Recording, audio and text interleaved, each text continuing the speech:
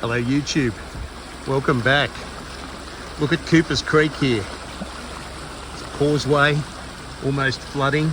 It's been a couple of days since we've had any rain, but water is just tumbling down this creek and in enormous amounts. And Cooper's Creek flows into Wilson's River, and of course Wilson's River unfortunately flows inland towards Lismore. And it was water from places like this that caused the floods back in 2022. We've had wet years pretty much ever since, including the weakest El Nino you've ever seen, and 3 La Niñas in total, including one that was just announced in January 2025. And this water, which, you know, on dry periods is just all volcanic spring water, of course becomes very much rainwater in the wetter months of the year. And it's these wet months and these wet years strung together that pose the question that I'm asking in this video, and that is it getting too wet to farm macadamias in the northern rivers? So if we start with first principles, I mean, macadamias are a water-loving crop, and while we don't know exactly how much water is optimal still, we do know that they can't grow successfully in dry climates, and so you need at least moderate rainfall wherever you are in the world to grow these macadamias.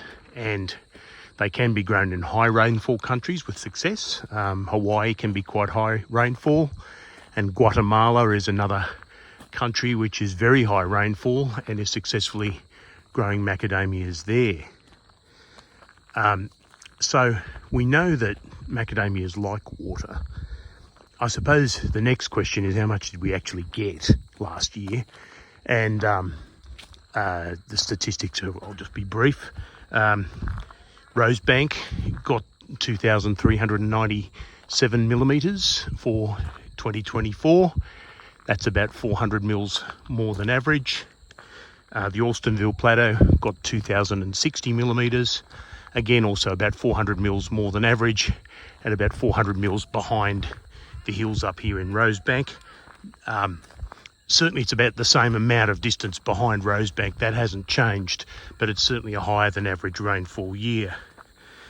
Out west around the casino area, there's some varying stats, but the weather stations are a little bit unreliable there. But one that did have some reliable statistics for 2024 at Rock Valley showed 1,554 millimetres. Again, a bit up on average, but not heaps. And our mates at Bundaberg in Queensland, central Queensland, got 1,030, which for them is actually bang on average. So that's sort of put the northern rivers in the spotlight as having sort of substantially more rainfall than normal. And in fact, the average rainfall has been going up progressively over time, simply because in the last few years we've had high rainfalls to push that average up a little bit. I do like the Rosebank weather station because it's been going since about 1960, in fact a bit before 1960. And so when we talk about averages, we've got a long period to deal with. The next question is one more for speculation by experts, and that is the wet weather here to stay? And, well, you know, we know the basics of climate change. The polar ice caps are shrinking, there's more water in the oceans are getting warmer, there's more evaporation. More evaporation means more clouds and, in theory, more rain, although the climate change scientists tell us that it can really lead to more extreme rain events, but also extreme droughts. We haven't seen an extreme drought yet. I have to bow to those with a longer experience in the northern rivers, people like my neighbour Peter Fraser, who will happily remind me that despite the wet few years we've had, it's across a backdrop of a lot of dry years since about 2000. And he's not a fan of wet weather for macadamias. He thinks that the trees perform better in the drier years, and judging by the harvest that we got on Nutkin from the dry year in 2019, I think he's got a point. Certainly in terms of how the rain affects flowering, if it rains at the wrong time. So it's not just the amount of rain, it's when it falls. Yeah, you can certainly see some correlation between the drier years and a better crop, which is sort of anti-intuitive for a crop that supposedly likes water so much. And yet we get bulletins from the Australian Macadamia Society reminding us that January, February is the highest demand month for water in our macadamia trees. So in the final stages of the crop in January, February of every year, as it's just basically fattening up and ready to fall, that's when the tree needs water the most. And of course, that's also when we get the hottest temperatures. And we're due for some later this week that's going to be a little bit on the tropical side. Good to the old-fashioned 100 degrees Fahrenheit or around about 38 degrees Celsius. So we've got those things to consider in terms of the long-term outlook, that it might get a bit wetter. It might not. There might still be periods of drought. And there'll be those who live inland a little bit. They've been farming some macadamias around Casino, Kyogle, that sort of area, which is still sort of barely northern rivers, but it's starting to get inland a bit. And some of them have been doing it quite successfully. And when we did have the excesses of rain, they did rather well. But in the driest of dry years, they could have definitely used a little more. Leave that to one side. What are the other things about being wet that can interfere with macadamia farming or make it a little bit impractical? Well, one thing I've already mentioned is when it rains. Obviously, this is the native habitat for macadamias. On average, it rains when the tree wants it, because here's where the tree evolved. It evolved to the weather, not the other way around. And so January, February, March, April, May to some extent are the wettest months of the year. Now, this is where the variety of macadamias you grow comes into play a fair bit. We have varieties here in this orchard that came over from Hawaii and were largely bred for Hawaiian conditions, but they did do well back here in New South Wales. The problem with most of them is that they tended to drop their crop right when the rainfall is the highest in the northern rivers. So March, April, they're really starting to fall in large numbers. At that time in the northern rivers, you've still got the grass growing very strongly at a time when you need to keep the grass down the most so you can pick up the nuts. And you've also got the rain falling very heavily, which again is at the time when you need to operate machines on your farm, and you need to obviously get those nuts up reliably, and you can't do that in mud. You have to wait for the weather to dry out. And that brings me to the next factor, which is soil. Now, up here in the northern rivers, you can't generalise about the kind of soil people grow their macadamias in. Around Rosebank and in the Alstonville Plateau, you're going to see this, red soil.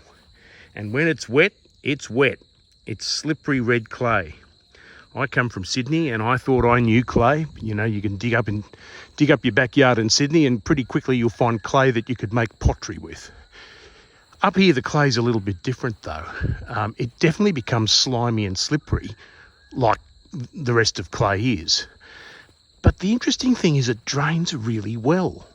And when you do get a lot of rainstorms, and we've had a lot of rain here over the last week here in Rosebank, that's the last bit of water there that I can see on the surface of the ground, and that's in a little sort of rut in my driveway. Everything else underfoot feels pretty solid again, and certainly solid enough to get your machinery out on, which is what I'll be doing this week. You have to really sort of balance that in, because that red volcanic soil, it will hold water under the surface to some extent, but it drains really, really well. And, but that's just this particular area. There are, of course, other ways and other places to grow macadamias in the northern rivers too. down here on Newrybar Swamp Road in the former sugarcane flats. Of course, it's a different kettle of fish to the volcanic slopes that we've just been in, up around Rosebank and those sorts of areas, and even on the Alstonville Plateau. Here what you can see is a very basically dark coloured soil. Some of them call it bog, but or pug.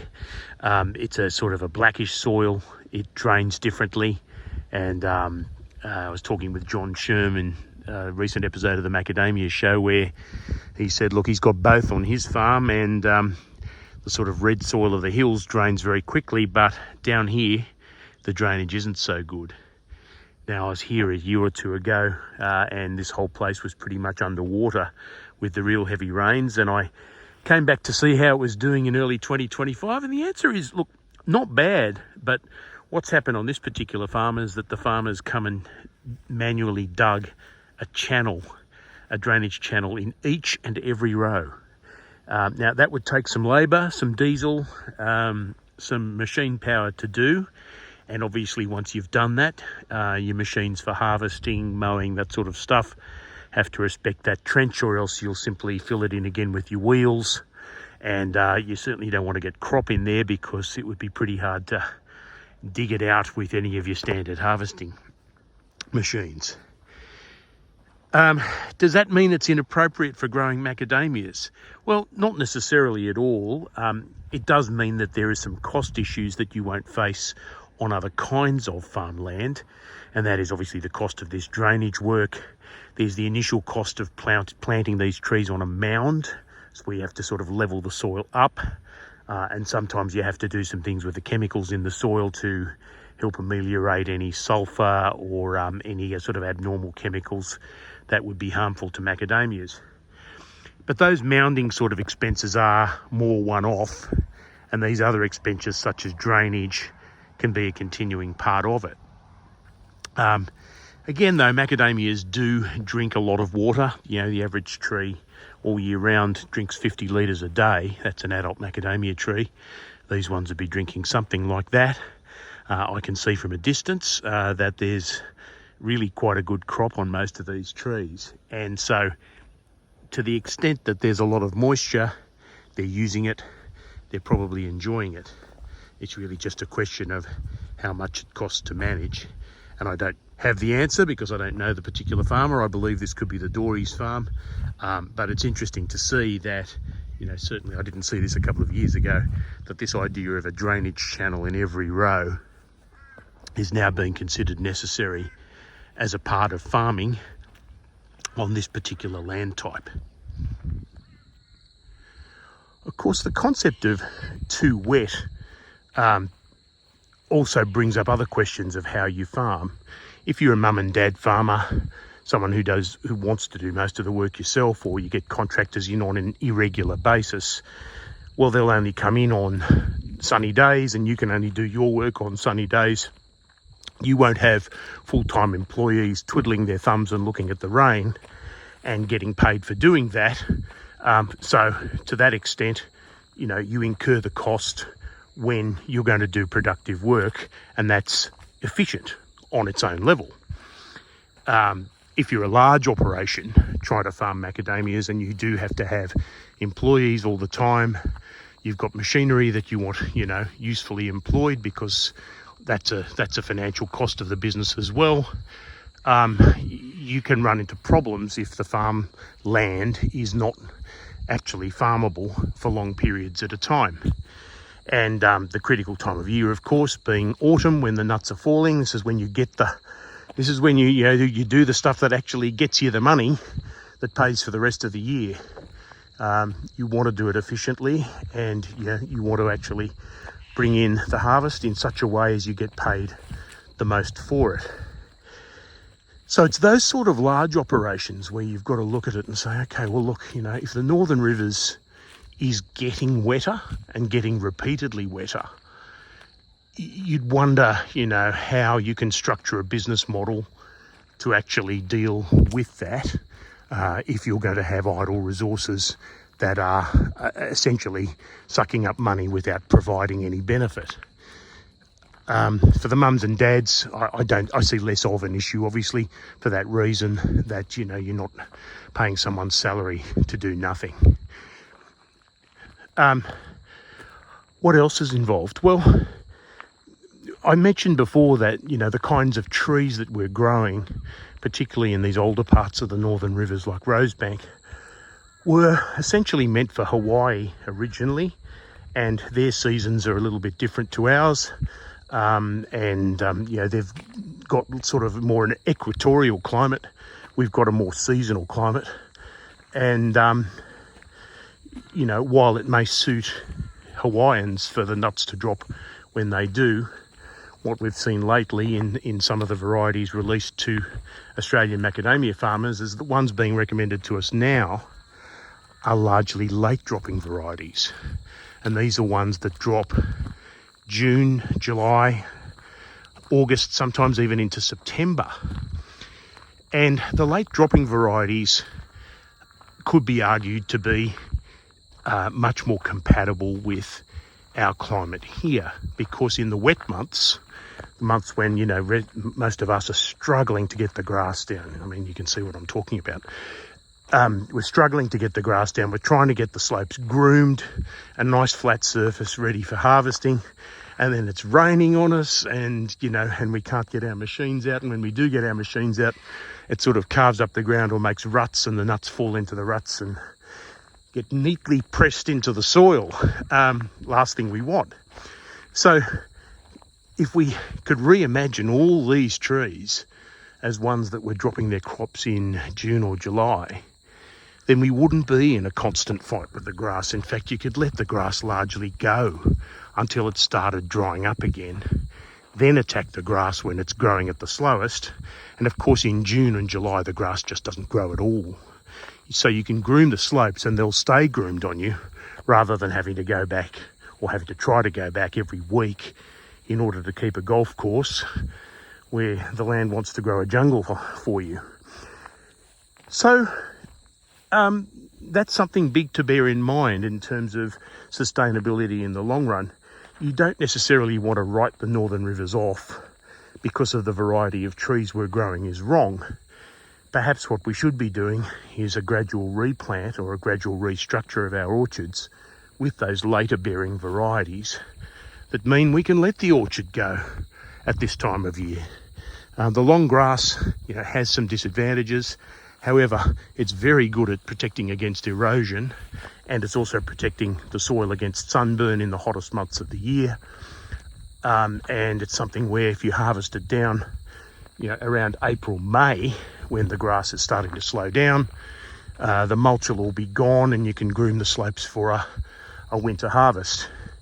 That has trade-offs, of course. Now, I've heard from farmers who are very used to picking up their crop nice and early in March. They get their money earlier for a start. The season is in fact much shorter when you've got those early dropping varieties.